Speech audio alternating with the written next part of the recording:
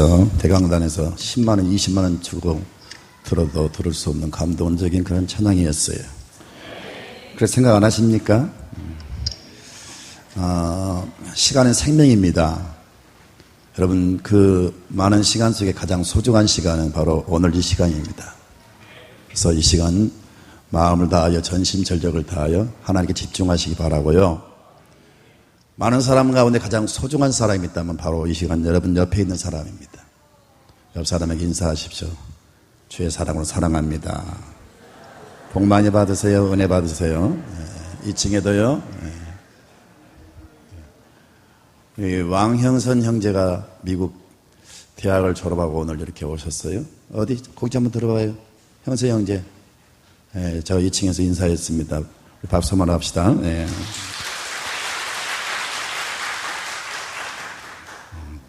미국은 대학 들어가는 좀 쉽지만은 졸업은 아주 어렵습니다. 졸업을 하셔서 축하하고요. 광명지교회 공사가 다 끝났어요. 중요한 것은 그 안에 성물을 채우는 건데 많은 분들이 작정하시고 또 헌금하셨는데 아무튼 지금 성물들을 다 지금 주문하고 계약하고 그런 상태에 있습니다. 감동이 되신 분들은 헌금해 주시면 감사하겠고요. 8월 중에 입당 창립 예배를 드리려고 계획하고 있습니다. 오늘 저녁에 말씀을 전가해 주실 분도 거기에 합당한 교역자인지 저희들이 한번 말씀을 듣는 기회로 갖게 됐어요.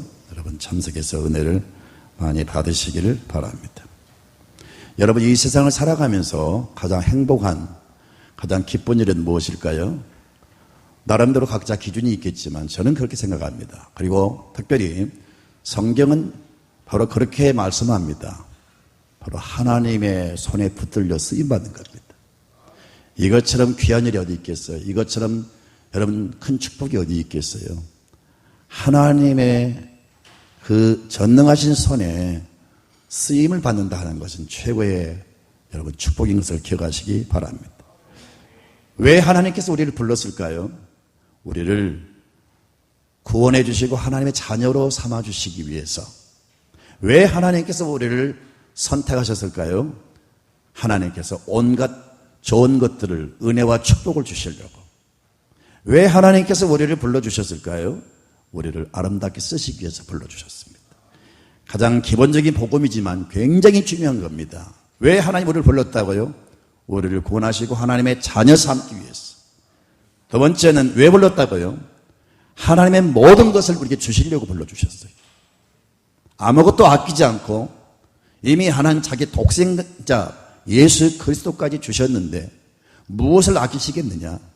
아무것도 아끼지 않고 넘치게 여러분 복을 주시려고 우리를 불러주셨습니다.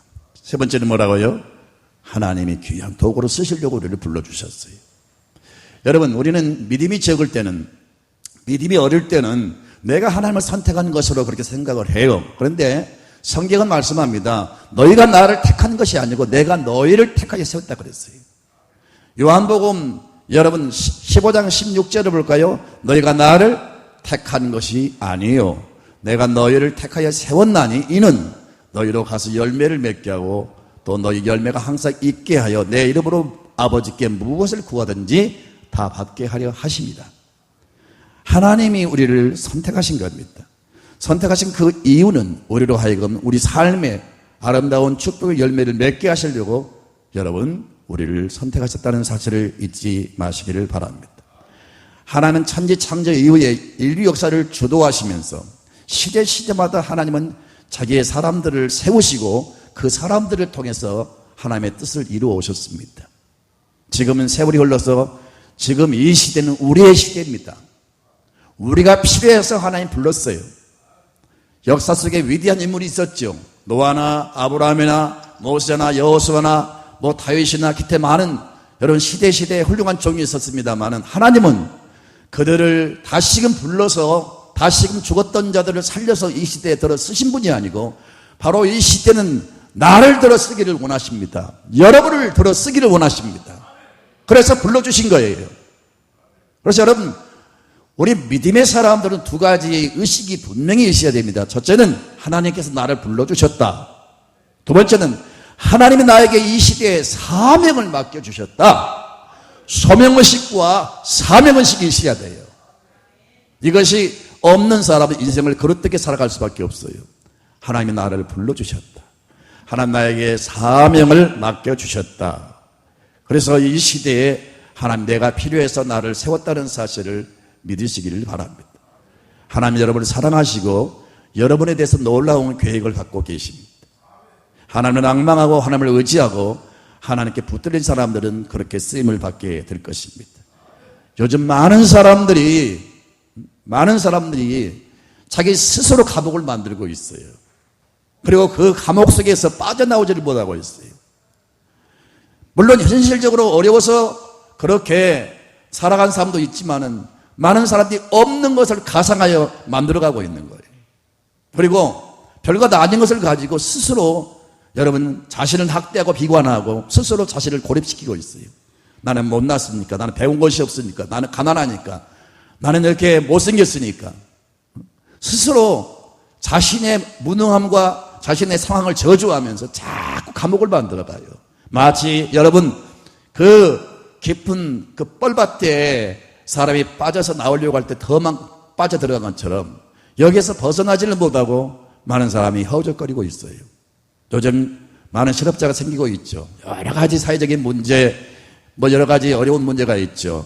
어제도 이 금당에서 높은 그 옥상에서 여러분 20층이 넘는 옥상에서 뛰어내렸어요. 왜 이런 정적이 일어납니까? 별것 아닌 것을 가지고 스스로 고민하고 비관하다가 그렇게 뛰어내리는 거예요.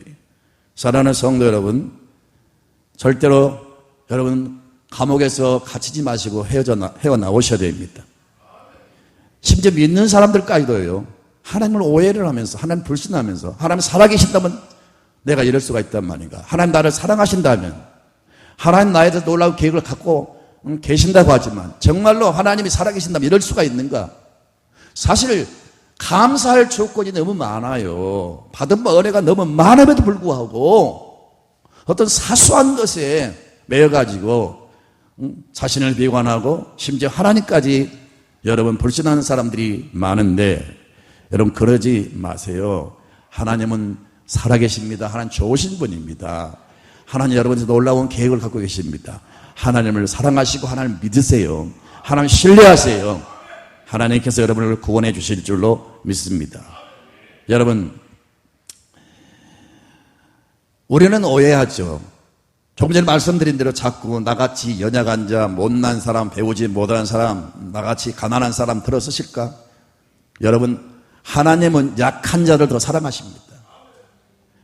하나님은 여러분 약한 사람일수록 더 애정을 가지시고 더 은혜를 주시려고 계획하고 계세요. 그래서 성경을 보면 하나님 약한 자를 들어서 강한 자를 부끄럽게 하시고, 미련한 자를 들어서 지혜로운 사람을 부끄럽게 하시고, 없는 사람, 여러분 멸시와 천대받는 사람들을 들어서 세상에 소위 잘 나간다고 하는 사람들을 부끄럽게 하신 하나님이세요. 상한 갈대를 꺾지 않으신다 그랬어요. 아멘이십니까? 세상 사람들 상한 갈대는 더 여러분 짓밟아 버립니다. 꺼져가는 심지는 그냥 발로 밟아버립니다. 그런데 우리 하나님은 상한 갈대를 다시 회복시켜서 소리나는 피리로 사용하시고, 꺼져가는 그 심지를 다시 사랑의 숨결을 불어넣으셔서 다시 빛을 발할 수 있도록 그렇게 하신 분이세요. 여러분, 하나님은 약한 사람을 더러 사용하세요. 심지어 하나님은 강한 자는 오히려 약하게 만들어 쓰세요. 강하다고 하나님이 잘났다고 버리신 건 아니고, 잘난 모습 그대로, 강한 모습 그대로는 안 쓰세요. 오히려 약하게 만들어가지고 하나님 쓰세요. 그래서 예를 들어서 바울 같은 사람은 그 당시에 최고의 잘난 사람입니다. 지식적으로, 학문적으로, 여러분 혈통적으로, 지위, 가문, 율법의 의, 세상 부귀, 영화 모든 면에 가장 힘 있는 당시의 최고의 실세였습니다. 그리고 그 사람 성격이 얼마나 난폭합니까?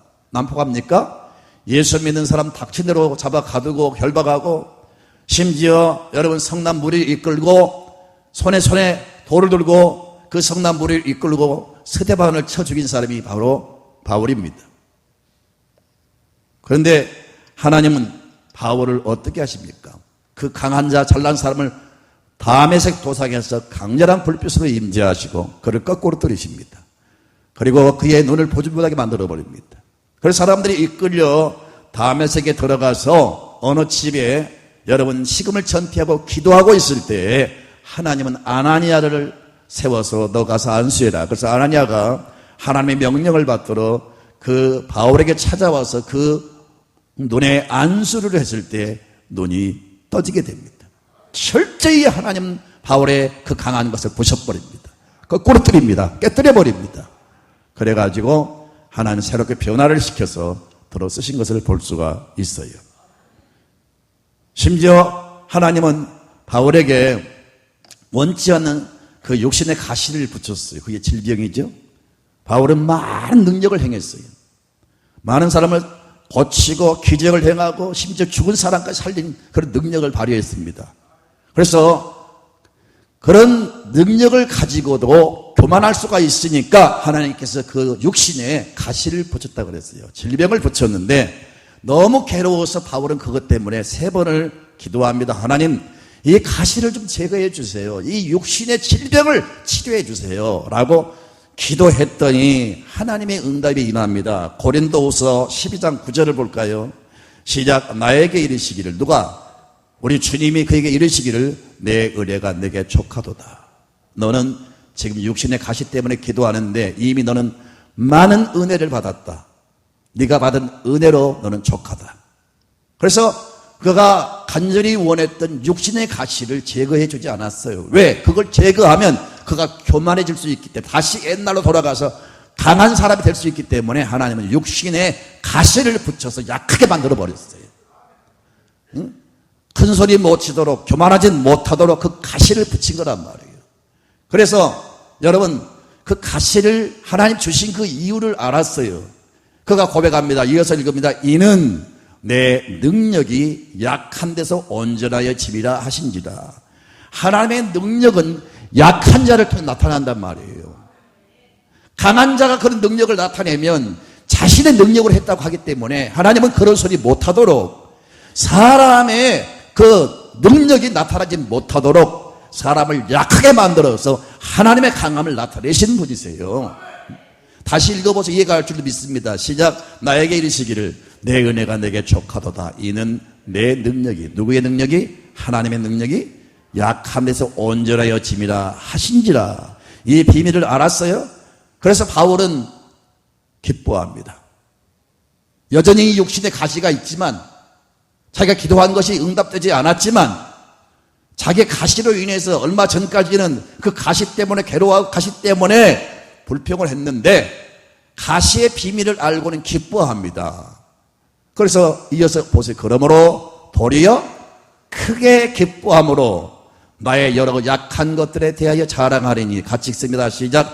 이는 그리스도의 능력이 내게 머물게 하려 함이라. 내가 약해질 때 하나님의 능력이 임합니다. 내가 약한 자라고 느낄 때 하나님의 능력은 계속 내게 머뭅니다. 그러나 내가 고개를 쳐들고 내가 능력자다, 나는 강한 자다라고 말하면 능력은 떠나는 거예요. 그래서 여러분, 원치 않는 어떤 여러분 삶의 가시가 있다고 하면 원망하지 마세요. 그걸 통해서 하나님은 은혜를 주십니다. 그 가시를 통해서 하나님 능력을 베푸십니다. 그래서 그 가시를 통해서 계속 하나님을 의지하는 가운데 능력이 머물게 하는 거예요. 그러면서 또 한 가지 깨달았습니다. 고린도후서 12장 10절을 이어서 봅니다. 그러므로 내가 그리스도를 위하여 약한 것들과 능욕과 궁핍과 박해와 곤고를 기뻐하노니 이는 내가 약한 그때에 강함이라. 내가 약해질 때 하나님의 강한 능력이 나타납니다. 없다고 약하다고 낙심하지 마시고 전능하신 하나님을 찾으세요. 그 능력이 여러분에게 임할 줄로 믿습니다. 여러분, 바울이 깨달은 것은 자기가 철저히 낮아지고 약해질 때 하나님의 강한 능력이 나타난다. 그래서 자기는 자기 육신의 약함을 자랑한다 그랬어요. 자신의 육신의 약함을 비관하고 원망한 게 아니고 육신의 약함을 자랑한다. 왜? 하나님의 능력이 내게 머물기 때문에, 하나님의 강한 능력이 나타나기 때문이다. 단점을, 약점을, 여러분 삶의 어떤 트라우마를 염려하지 마세요. 하나님 그걸 통해서 강력한 역사를 나타내실 줄로 믿습니다. 그러므로 우리 그리스도인들에게는 약함도 축복입니다. 하나님은 그 약한 자를 붙들어 주시기 때문에, 그리고 약한 자에게 은혜와 능력을 채워주시기 때문입니다. 옆 사람에게 인사하십시오. 약함도 축복입니다. 왜 이쪽은 안 하십니까? 제가 지금 영어로 설교했나요? 약함도 축복입니다. 절대로 우리 그리스도인들은 어떤 상황도 여러분 낙심하거나 비관하지 마세요. 원망하지 마세요. 안 좋은 사건도 합력한 선을 이루십니다. 다시 말씀드리지만 약함을 통해서 하나님은 강한 능력을 나타내십니다. 하나님 앞에서 약해지십시오. 제가 신학을 하면서 제가 존경하는 교수님이 저에게 늘 당부하신, 아니 우리 학생들에게 당부하신 말씀이 있었어요. 교회에서 절대 잘난 척하지 마십시오. 목사가 너무 똑똑하면은 교인들이 목사를 도와주지 않습니다. 좀 부족한 듯 해야. 그래서 제가 항상 부족한 듯 그렇게 처신하지 않아요? 그래야 성도들이 목사님을 이렇게 도와주고 내가 목사님을 도와야 돼 이렇게 생각하면서 협력을 한다는 거예요. 너무 똑똑해버리면 성도들이 가만히 움직이지 않는다는 거예요. 사랑하는 성도 여러분, 강한 차지 마시고 약해지십시오. 나는 저마서 설교합니다. 할렐루야. 아침에 일부 예배 때 오세가 다 들었거든요. 나하고 짠 게 아니라고요. 진짜 여러분, 상대방과 대화할 때 상대방이 나의 말을 잘 들어주고, 그래요. 그러시죠. 그렇군요. 이렇게 반응을 보이면 막 말을 하면 신바람 나잖아요. 고개 쳐박고 그냥 막 귓밥하고 그냥 지루하게 생각하면 할 말이 그냥 떠오르지도 않고요. 말하고 싶은 마음이 없어지잖아요. 들어주고, 그렇습니다. 반응하면 기분 좋잖아요. 여러분들 그렇게 반응하세요. 그러면 목사가 정말 기뻐해요. 여러분, 아멘으로 반응하면요, 여러분도 은혜가 되고, 또 목사님은 신바람 나게 열심히 설교를 하게 되고, 그래서 은혜가 되고 막 말씀이 강하게 선포되니까 하나님도 영광 받으시고, 정말 좋아요. 사람은 분위기 동물이에요. 길가에 바지 하나 파는 사람들도 자기들끼리 짜가지고 파는 거예요. 사람들이 많이 모여있는 곳일수록요, 가짜가 많아요. 진짜 바지 사는 사람 한두 명인 거예요. 그 가짜가 한 10명이 되는 거예요. 가짜들이 샀다가 갔다가 샀다가 갔다가 사가지고 갔다가 풀어놨다가 또 사가지고 갔다가 그렇게 하는 거예요. 말씀이 빗나갔습니다. 여러분, 하나님이 없는 이 표면의 강함은요, 실상은요, 무력한 겁니다. 밖으로 드러나는 능력, 이런 것은 별로 능력이 없는 거예요. 진짜 능력은 내면적인 겁니다.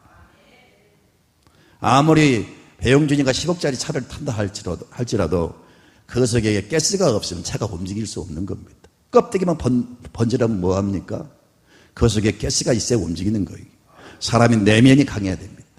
속 사람이 강해야 됩니다. 이 속에 찬 게 많아야 됩니다. 근데 사람은 자꾸 껍데기로 강한 척 하는 겁니다. 실상은 그런 사람 별로 힘이 없어요. 어디 가서 어떤 모임 속에서 큰 소리 치는 사람일수록 별로 실속 없어요. 진짜 능력자는 검소하고 아주 여러분 아주 조용합니다. 사업에 크게 성공한 사람이 있었어요. 그 사람 말입니다. 여자입니다. 사람들은 성공했다고 부러워합니다. 엄청난 돈을 모은 사람이에요. 그런데 그 사람은 아무리 외적으로 성공했다 할지라도 그가 고백하는 말이 있어요.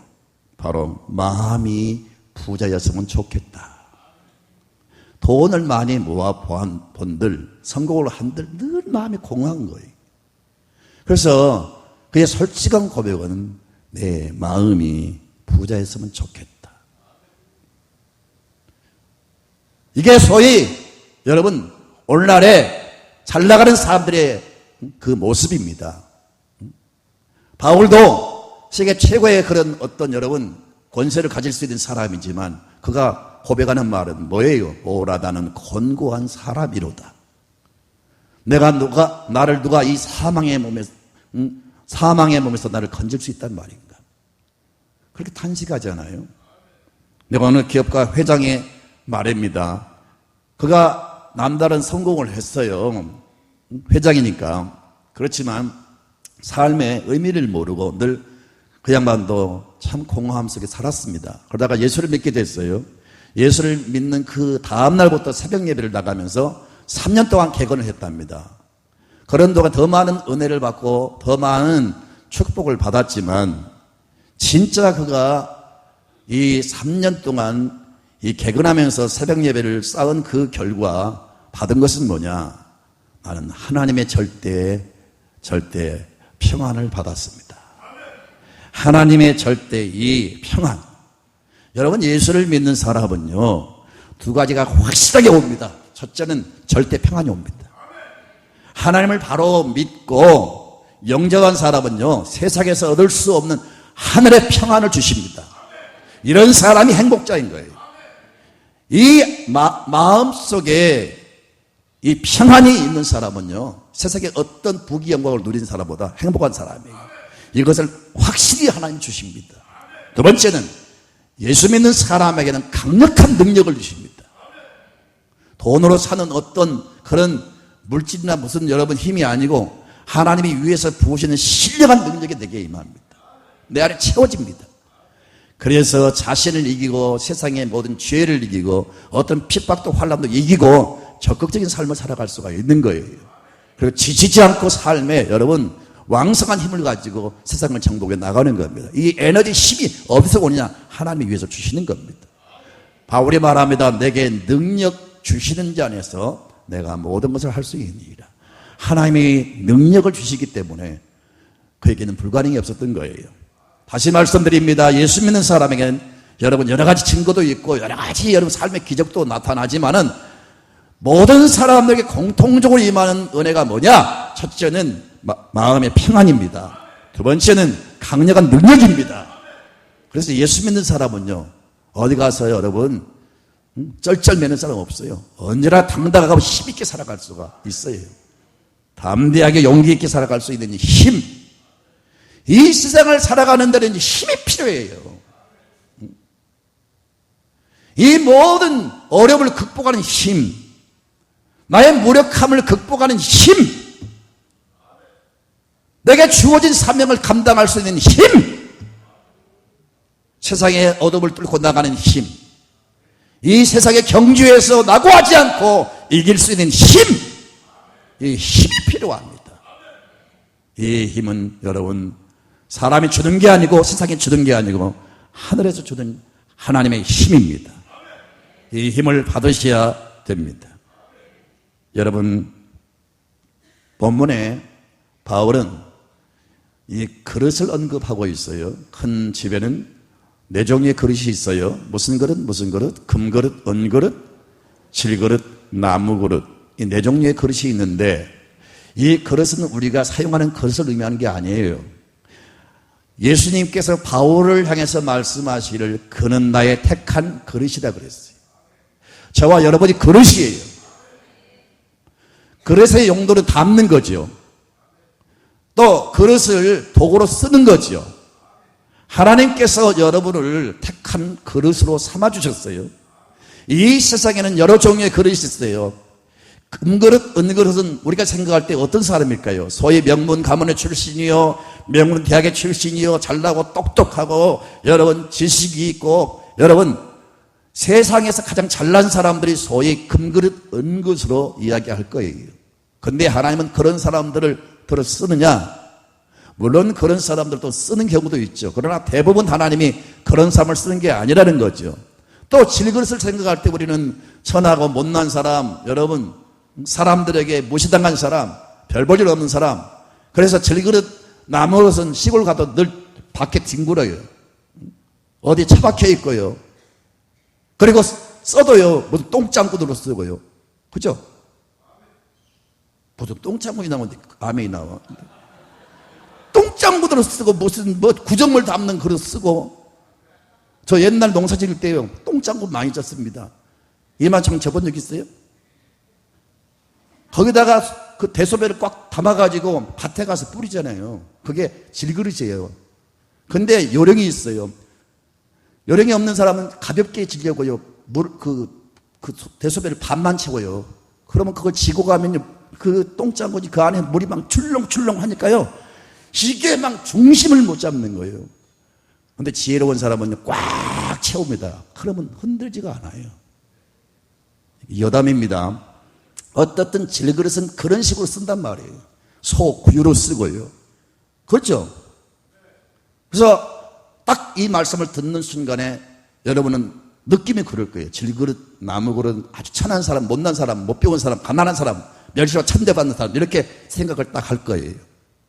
여러분 이 말씀은 하나님은 여러분 금그릇, 은그릇이라고 쓰는 게 아니고 하나님 쓰는 기준이 있어요. 질그릇, 나무그릇도 얼마든지 존귀한 사람으로 쓰임받을 수가 있어요.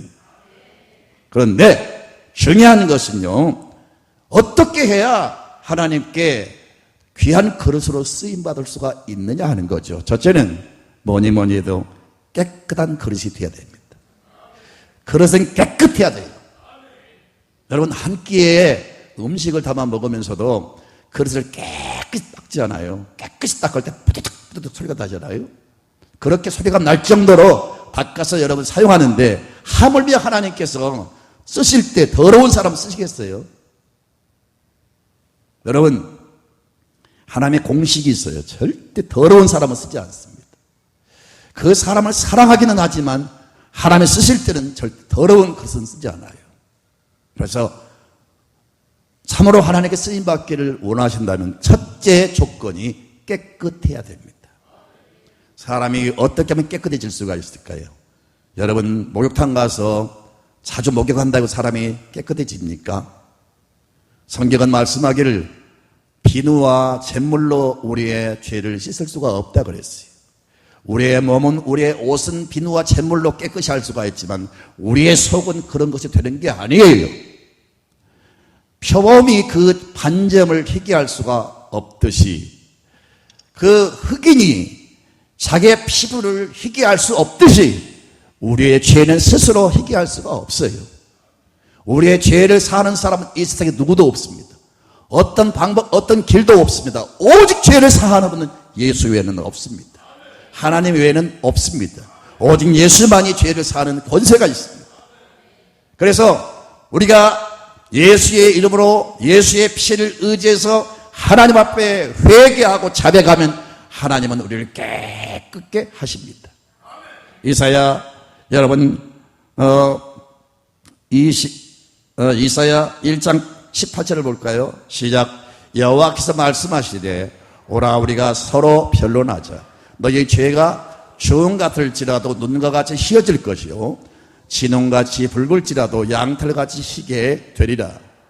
주홍이라는 색깔이 있어요. 아주 진한 붉은색이죠. 근데 주홍이라는 이 단어의 의미가 한 가지 있더라고요. 거듭 물들인다.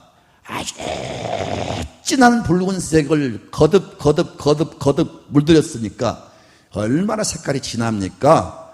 이 죄악의 색깔을 무엇으로 씻는단 말입니까? 희귀할 수가 없어요. 그런데 우리가 하나님 앞에 나와서 죄를 자백하면 하나님은 우리의 모든 죄를 정 같은 죄일지라도 흰눈처럼 양털처럼 깨끗하게 하시는 거예요. 그래서 우리가 깨끗해지는 거예요. 입산수도하고 여러분 무슨 묵상하고 여러분 요하를 하고 별짓을 다 해도 인격 수양하고 아무리 여러분 수련을 한다 한들 사람의 이 근본적인 죄는 희귀할 수가 없어요. 오직 하나님만이 희귀할 수가 있어요. 나와서 죄를 자백할 때 하나님은 깨끗하게 하십니다. 하나님이 의롭다 하시면 의로워지는 거예요. 또다시 죄를 지도 하나님은 우리를 너는 의인이야라고 칭해 주시면 우리가 의로운 거예요. 여러분 요한일서 1장 9절에 이렇게 말씀합니다. 우리가 우리 죄를 자백하면 그는 미쁘시고 우르고사 우리 죄를 사하시며 우리를 모든 불의에서 깨끗하게 하신다 그랬습니다. 오늘 성경을 봅시다. 여러분 오늘 21절을 본문을 보세요. 천천히 같이 읽을까요? 그러므로 누구든지 이런 것에서 자기를 깨끗하게 하면 귀히 쓰는 그릇이 되어 거룩하고 주인의 쓰심에 합당하며 모든 선한 일에 준비함이 되리라. 하나님이 인류의 인간의 주인이십니다. 우리가 깨끗하게 되면 하나님이 우리를 들어 쓰십니다. 항상 선한 일에 예비되는 준비되는 사람이 될 것입니다. 하나님께서 임하는 첫 번째 조건이 뭐라고요? 여러분, 성결해야 됩니다. 깨끗해야 됩니다. 여러분, 이천성 목사님을 아실 거예요. 새로운 젊은이들은 모를지 몰라도 이천성 목사님, 한국을 뒤엎은, 한국을 대변화시킨 사람이 저번을 통해서 얼마나 많은 목사가 나오고 얼마나 많은 사람이 거듭났습니까? 본래 저번은 깡패였어요. 주먹으로 어둠의 세계를 지배했던 사람. 다리도 하나 없는 사람이죠. 여러분, 또 성격이 난폭하고 정말 출생이나 모든 과정이 정말 지저분하고 더러운 삶을 살아왔어요. 그러나 예수 앞에 나와서 회개하니까 하나님이 그를 들어 쓰는데 강력한 능력을 주시고 성령을 부어주셔서 엄청난 역사를 이루었습니다. 여러분, 하나님은 어떤 사람도 회개하면 용서하시고 들어 쓰십니다.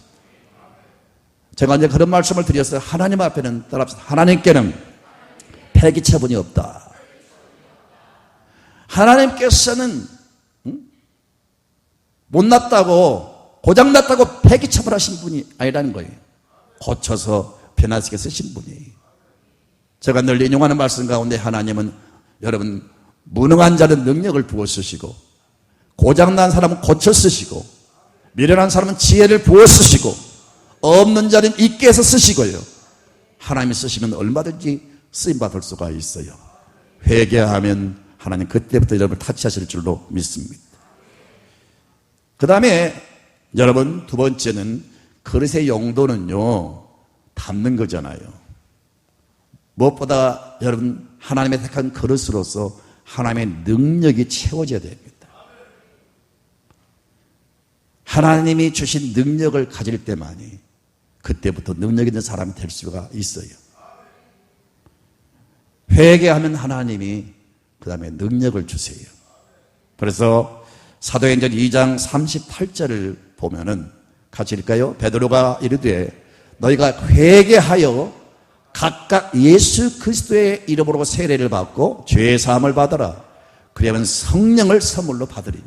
성령은 하나님의 영입니다. 성령은 천지를 창조하신 능력입니다.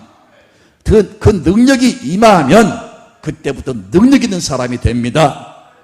그래서 사도행전 1장 8절에 성령이 너에게 임하시면 너희가 권능을 받고 권능을 받으면 그때부터 예루살렘과 온 유대와 사마리아와 땅끝까지 이르러 내 증인이 되리라. 성령 받은 사람의 특징은 영혼 구원하는 그 열정이 생겨납니다. 영혼을 보면 막 전도하고 싶은 열정이 생겨나요. 그게 성령 받은 사람 특징이에요. 그리고 여러분 성령을 받으면 단순히 예루살렘, 유대, 사마리아 땅끝까지 전도하고 선교하는 사람만이 되는 게 아니고 제가 이 말씀을 해석한 적이 있어요. 성령 충만하면 그 능력으로 땅끝까지 이르러 큰 영향을 끼치는 사람이 될 수 있다는 거예요. 기업가는 기업을 통해서, 외교가는 외교를 통해서, 학문이 있는 사람은 그 학문을 통해서, 예술을 가는 그 예술 활동을 통해서 세계를 감동시키는 사람이 될 수 있습니다. 그런 능력자가 된다고 말이에요. 어떤 사람이 성령의 권능이 임한 사람에게 그 능력은 그런 여러분 역사를 일으킬 수가 있어요. 그러므로 하나님께 쓰임받기를 원하시면 주여 내 가슴에 하나님 불보던 열정을 주시고 내 가슴에 성령을 부어 주시옵소서. 내 가슴에 성령의 권능을 주시옵소서. 늘 기도하셔서 성령으로 충만한 사람이 되시기를 축원합니다. 바울은 자기 자신을 가르쳐서 질그릇으로 묘사했어요. 왜 질그릇일까요? 흙으로 만들었기 때문에. 한편으로 나는 천한 사람이다. 참 비천한 사람인데 내게 참 놀라운 하늘의 보화를 주셨다. 여러분 우리는 다 질그릇입니다. 왜? 흙으로 사람 만들었잖아요. 질그릇은 여러분 천한 그릇 혹은 여러분 깨어지기 쉬운 연약한 자라는 거죠. 그런데 바울은 이 사실을 이렇게 설명합니다. 고린도후서 4장 7절을 볼까요? 우리가 이 보배는 예수 그리스도와 성령의 능력입니다. 질그릇에 가졌으니, 질그릇은 자기 자신을 말합니다. 우리가 이 거룩한 보배를 질그릇 나에게 이제 부어주셔서 내가 그 보배를 가졌는데, 이는 힘이 큰 능력은 하나님께 있고 우리에게 있지 아니함을 알게 하려 함이라. 우리를 의지하면 여전히 우리는 약한 자가 될 수밖에 없습니다. 그러나 여러분 안에 보배가 임하고 그 보배가 충만하면 여러분 하나님의 강한 능력자가 될 것입니다. 여러분, 우리는 다 약해요. 특히 여러분, 요즘 남자들이 기가 죽어가지고, 옛날에는요 남자들이 월급을 받으면요 빵빵한 월급 봉투 가지고 집에 가서 아내에게 탁 주면서 기마에 쓰면서, 그때 여러분 어깨가 으쓱해지잖아요. 그게 남자의 어떤 기 아니에요? 요즘은 그냥 봉투도 아니고 그냥 그냥 회사에서 그대로 아내의 그 통장으로 들어가 버리면 아내가 딱 쥐고, 그때부터 큰 소리 치면 남자는 아주 꼼짝 못하는 거예요. 그리고 여자는요 그 재질이 강한 재질이에요. 남자는 흙으로 만들었잖아요. 여자는 뭘로 만들었어요? 갈비뼈로 만들었잖아요. 질것은 금방 부서지는데 뼈를 넣어서 만든 본 차이는 아주 강해요. 그렇죠? 팅 소리 날 정도로 아주 강해요. 그래서 여자가 강할 수밖에 없어요. 그러니까 여자 상대 싸우면 남자가 질 수밖에 없으니까 자고로 집에서 남자는 여자 말에 순종하는 게 훨씬 여러분 집안이 행복합니다.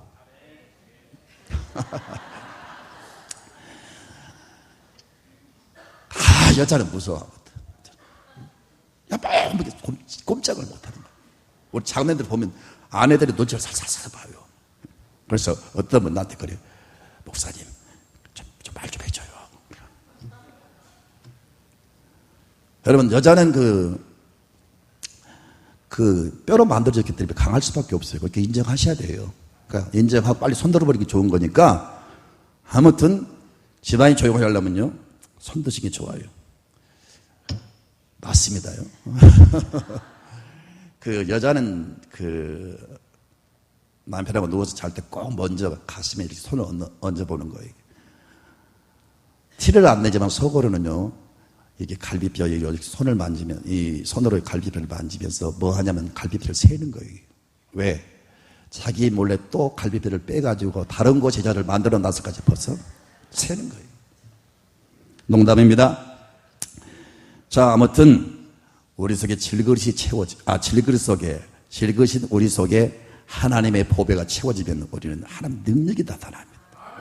하나님의 능력이 임하면요, 약한 자 같으나 강한 자요, 무능한 자 같으나 여러분 어디를 가든지, 미련한 자 같으나 어디가 지혜롭고 능력 있는 사람이 될 거예요.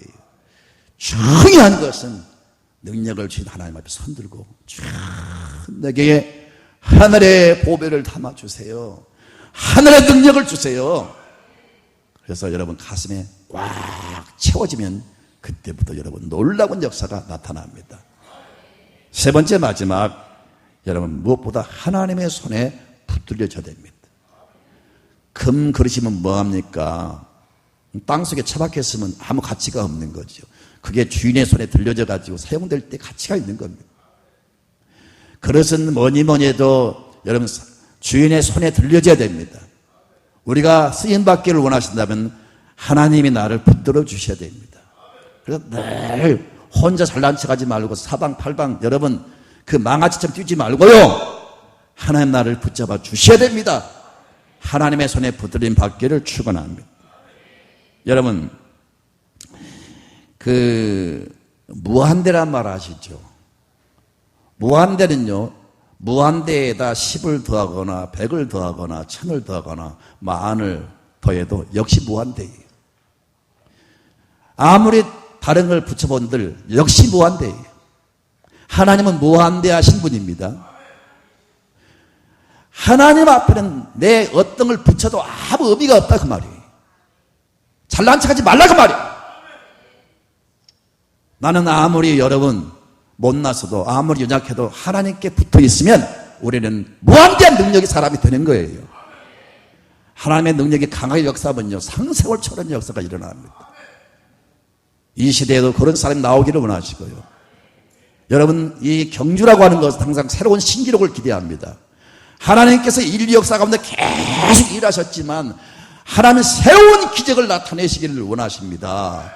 이 시대에 하나님은 또 다른 신기록을 세우기를 원하십니다. 중요한 것은 그런 사람이 없다는 겁니다. 다시 말해서 하나님의 그 능력을 받을 만한 사람, 하나님께 붙들려 쓰임받을 만한 사람이 없다는 거예요. 눈 씻고 봐도 그렇게 하나님을 의지하고 하나님 앞에 여러분 기도한 사람이 없다는 거예요. 그러니까 하나님이 그런 사람을 내세울 수가 없다는 겁니다. 주여, 내가 여기 있나이다. 나를 이 시대에 아브라함을 능가하는 사람 되게 해주시고 모세를 능가하는 사람 되게 해주십시오. 하나님이 하시면 될 줄로 믿습니다. 새로운 신기록을 갱신할 수 있는 사람이 되게 해주시옵소서.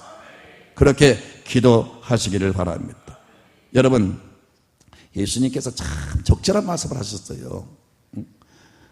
요한복음 15장 5절에 뭐라고 말씀합니까? 나는 포도나무, 너희는 가지라. 그가 내 안에, 내가 그 안에 거하면 사람이 열매를 많이 맺나니 나를 떠나서는 너희가 아무것도 할 수 없습니다. 주님은 포도나무가 되십니다. 우리는 가지입니다. 가지가 차별은 여러분, 막대기가 붙었으니 볼품도 없고 거기서 뭘 기대할 수가 있어요. 그런데 이 가지가 나무에 붙어 있음으로 말미암아 때가 되니까 싹이 나고요, 때가 되니까 꽃이 피고요, 때가 되니까 상상할 수 없는, 가지가 생각할 때는 기적을 보는 거예요. 그렇잖아요? 마른 막대기로 여러분 붙어 있을 때는 뭐가 자랑할 게 있어요. 그런데 붙어 있다 보니까 시간이 흘러가면서 꽃이 피고 열매가 맺는 거예요. 여러분, 우리는 처음에 예수 믿을 때, 그리고 내가 예수 믿지 않고 있을 때는 나의 모습을 볼 때 너무 초라하고 아무것도 내게서 기대할 수가 없어요. 그러나 포도나무이신 주 안에 붙어 있으면 세월이 가면서 여러분도 깜짝깜짝 놀랄 일들이 일어날 줄 믿습니다. 그런 은혜를 받은 사람은 뒤를 돌아보면 정말 감사할 수밖에 없어요. 와, 어떻게 내게서 이런 일이 일어날 수 있단 말인가? 어떻게 내가 이런 사람이 됐을까? 자신이만 감탄하는 거예요. 나는 별것도 없는데, 내가 다른 사람에 비해서 잘난 것도 없고 배운 것도 없는데 어떻게 내게서 이런 일이 일어날 수 있단 말인가? 진짜 은혜 받은 사람들 그런 감탄을 수없이 하게 될 줄로 믿습니다. 너희가 믿으면 하나님의 영광을 본다. 주 안에 있는 사람은 기적을 보게 될 것입니다. 주 안에 붙어있는 사람은 여러분 기적을 보게 될 줄로 믿습니다. 카나다 로키 산맥 가면요, 그 밴프라고 하는 곳이 있어요. 쭉쭉 뻗은 나무들이 있는데 많은 나무들이 뿌리가 뽑혀 있어요. 왜 그렇게 견고한 튼튼한, 그리고 엄청나게 큰 나무들이 쓰러져 있을까? 그것 때문에 제가 가이드한테 물었어요.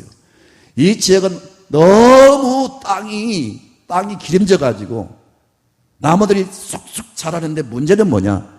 뿌리를 깊게 내리지 않았기 때문에 그 거대한 거목, 그 거대한 나무들이 쓰러진다는 거예요. 여러분, 주 안에 깊이 거하세요. 그래야 쓰러지지 않아요. 조금 벌었다고, 좀 성공했다고 여러분 거들먹거리지 말고 주 안에 깊이 뿌리를 내리시면요, 비바람이 몰아쳐도 환란이 여러분 핍박에 거센 바람이 불어도 쓰러지지 않고 견고한 사람 될 줄로 믿습니다. 마지막입니다. 요셉은 어떤 축복을 받았습니까? 창세기 49장 22절부터 보면요, 요셉은 무성한 가지 곧 샘 곁에 무성한 가지라 그 가지가 담을 넘었도다. 요셉은 항상 샘 대신 하나님 안에 거하고 있었기 때문에 그 나무가 샘 곁에 심어짐으로 막 쭉쭉 뻗어 나가는 것처럼 요셉의 생애가 그런 축복이 임했습니다. 그리고 요셉은 무엇보다 하나님과 손을 잡으니까, 하나님의 손에 붙들림 받으니까 23절을 보세요. 시작. 활 쏘는 자가 그를 학대하며 적개심을 가지고 그를 쏘았으나, 4절, 요셉의 팔은 도리어 굳세며 그의 팔은 힘이 있으니 이는 야곱의 전능자 이스라엘의 반세인 목자의 손을 힘입으니라. 요셉이 노예로 팔려가고 감옥에 갇히고 그런 억울한 생활을 했지만 끝까지 하나님을 의지하고 하나님의 손에 붙들림 받으니까 그 노예로 팔려간 사람이 애굽의 총리가 될 뿐 아니라 얼마나 그가 지혜롭고 권세가 있는지 영적 권위가 있는지. 그 애굽의 바로왕이 엎드려 절을 하잖아요. 어떻게 이런 일이 가능할까요? 그리고 당시에 최고의 강한 나라는 애굽인데, 어떻게 보면 애굽이 전 세계를 지배하고 있는데, 그 애굽의 왕을 요셉이 지배하고 있으니 요셉이 어떻게 보면 그 시대의 세계 최고가 하는 사람이 된 거예요. 어떻게 이런 일이 가능할까요? 여러분, 요셉의 활은 도리어 굳세며 그의 팔은 힘이 있으니 이는 야곱의 전능자 이스라엘의 반석인 목자의 손을 힘입니다. 하나님의 손이 그를 붙들어 주셨기 때문입니다. 사랑하는 성도 여러분, 그렇습니다. 하나님의 손을 잡으세요. 그래야 쓰임 받습니다. 매일 기도하세요. 주여 나를 붙들어 주옵소서. 사랑하는 성도 여러분, 여러분 이 시대에 무엇보다 하나님께 쓰임 받는 사람 되셔야 됩니다. 그게 정말 여러분 이 땅에 오는 목적입니다. 그게 인생의 정말 여러분 축복입니다. 그렇기 위해서는 첫째는 철저히 회개해서 깨끗한 영성을 소유하십시오. 두 번째는 다 기도해서 하나님의 은사와 능력으로 보배를 꽉 채우십시오. 세 번째는 하나님의 손에 붙들림 받으십시오. 이건 돈 없이 여러분 진실한 마음으로 하나님께 나아가고 기도하면 여러분 가능합니다. 어찌하든지 하나님의 손에 붙들려 쓰임받는 축복의 생애가 되시기를 주의 이름으로 축복합니다.